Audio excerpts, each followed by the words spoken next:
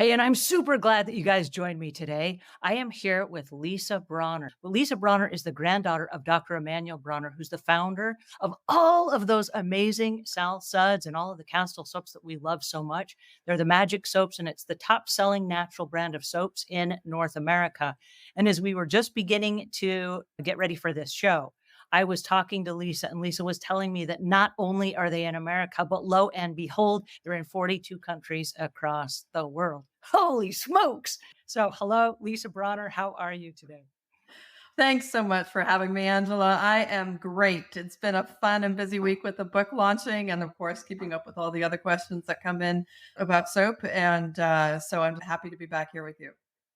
Well, thanks so much for your time and attention. I have so many questions. Now, you just wrote a book called Soap and Soul, and I read it, and it is an amazing book.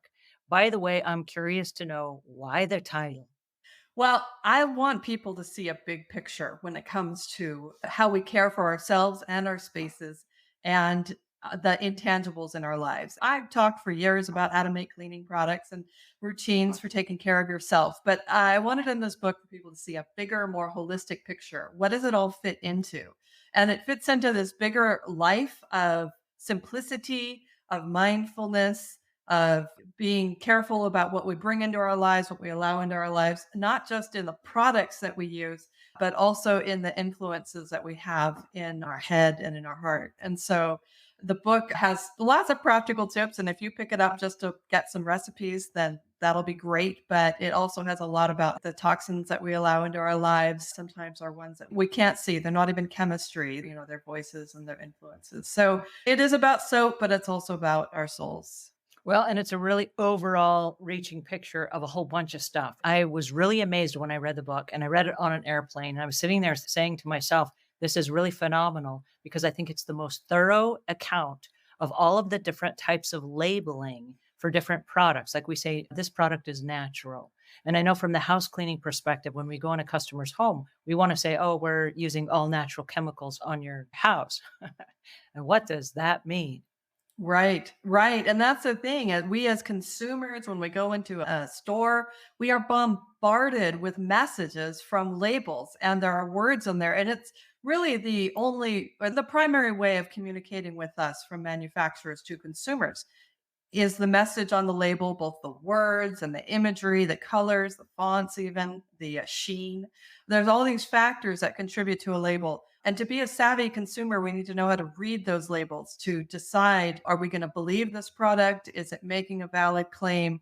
Does this word actually have meaning? Is it substantive or is it mere, psychological imagery or influence? So you mentioned the word natural, which has no meaning when it comes to labels. Anything can be called natural. There's no regulation of it. And so that one's, one to dismiss, but a word such as organic, if it has a USDA certification seal with it, that one has some meaning. So there is a ton to learn. It's a big headache. I acknowledge that. And I try in my book to give people a bit of a guide for how to interpret it all. But even I will tell you that it's a lot to take in. And I've tried to digest it and make it a little bit easier for people, but it's a lot.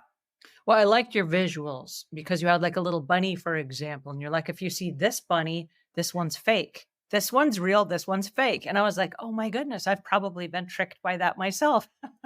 Oh, it's crazy. Yeah. I mean, what we're talking about is certification seals. So, those nice little logos or symbols that indicate something.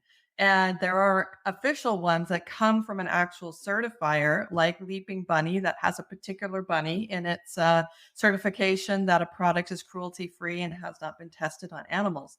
But if somebody just has a different bunny and they're making the cruelty free claim, they're not lying because they're like, well, we're not saying we're certified by Leaping Bunny, but they certainly are trying to Implying it. connote, imply, yeah, that they are by using a different style of bunny, that they do have a certification as cruelty free when they don't. And all a consumer can do is familiarize themselves with what the true certifications are so they can disregard the rest. It takes my mind to the idea of, I don't know if this is true, but it's a great anecdote. So I'll use it anyways, that people who are charged with investigating counterfeit money, that they prepare themselves by studying the real money. and being so familiar with the real money that they can identify what's not that. And it's kind of what we have to do with certifications and those seals is study the real ones, the USDA organic, the vegan action, cruelty free, so that you know what the real ones look like. And then when you see others, those are just pretty little pieces of artwork that somebody in marketing designed.